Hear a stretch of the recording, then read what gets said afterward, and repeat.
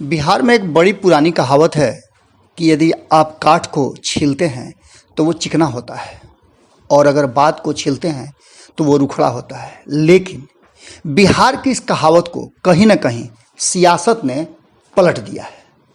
पलट इसलिए दिया है कि बात जितना ज़्यादा छीला जाए उतना ही ज़्यादा राजनीतिक मायने निकलते हैं, हल निकलते हैं। आपको बता दें कि पुराने समाजवादियों का एक जमावड़ा पूरी तरह से अब एकजुट होने की तरफ बढ़ रहा है।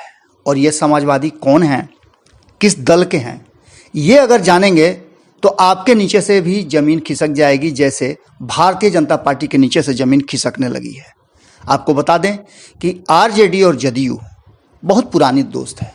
एक साथ राजनीतिक शुरुआत हुई और बहुत सारे समाजवादी नेताओं का उदय हुआ था।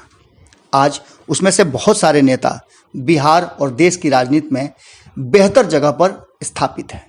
आपको बता दें, इन सब के बाद कुछ ऐसी बातें सामने आ रही हैं जिसको लेकर के आरजेडी और जदयू अब एकजुट होने लगी है। ये बात हालांकि बहुत पहले से कहा जा रहा था।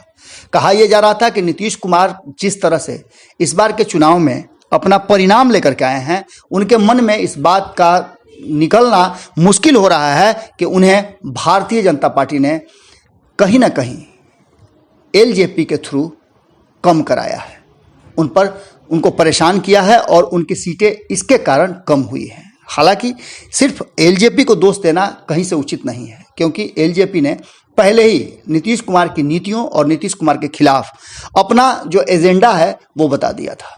जैसे ही एनडीए से उसे स्थान नहीं मिलने के बाद ये बात पता चली कि रामविलास पासवान भी अब नहीं रहे और ऐसी स्थिति में नीतीश कुमार के लिए एक बेहतर विकल्प मिल गया था कि वो एलजेपी की जगह हिंदुस्तानी आवाम पार्टी को अपने साथ ले लें।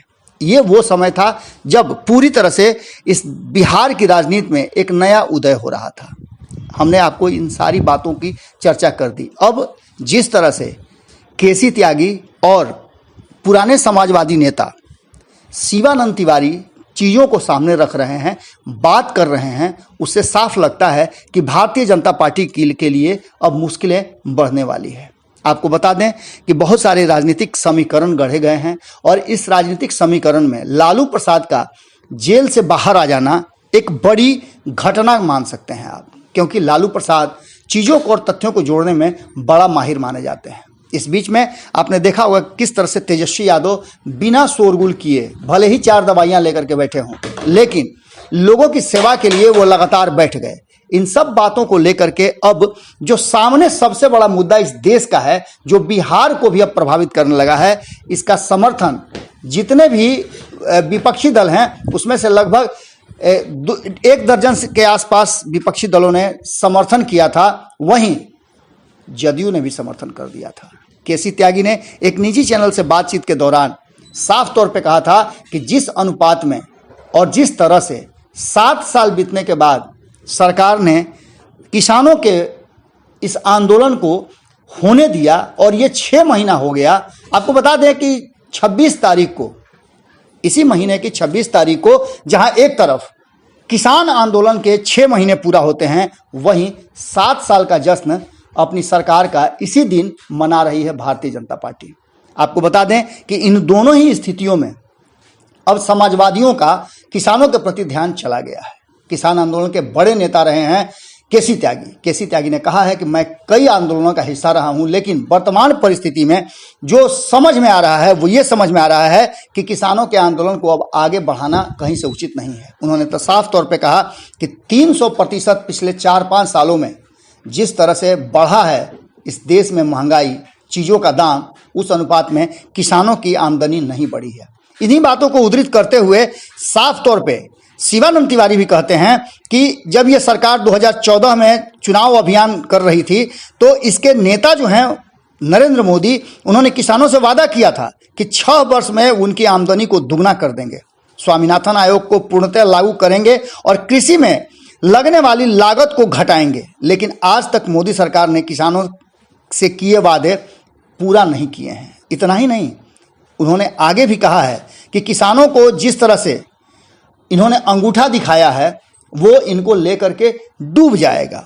समाजवादियों की बढ़ती दोस्ती और खास करके इस दोस्ती को अगर कहा जाए तो आरजेडी और जदयू की बढ़ती दोस्ती कहीं ना कहीं बिहार से लेकर केंद्र तक नरेंद्र मोदी और भारतीय जनता पार्टी के लिए मुश्किलों का और उनकी जमीन खिसकने का संकेत दे रही हैं।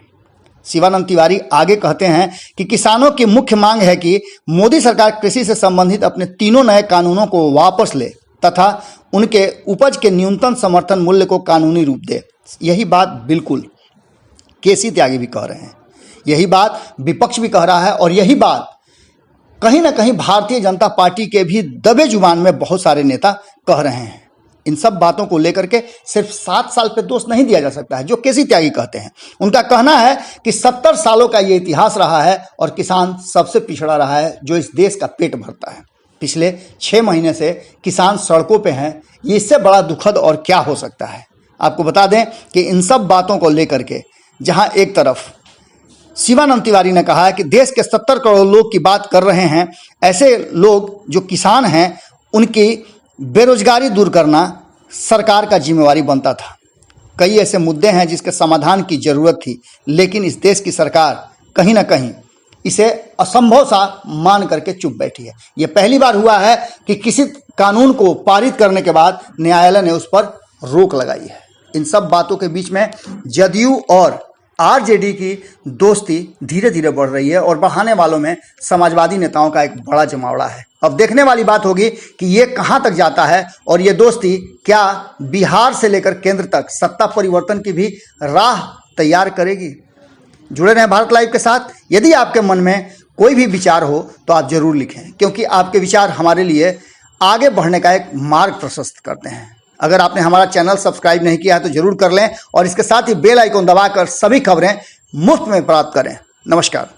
अगर ये वीडियो पसंद आई और वह बिहार के राजनीति और बिहारियत से सरोकार रखेनी तो सब्सक्राइब बटन दबा के चैनल के सब्सक्राइब कर ली।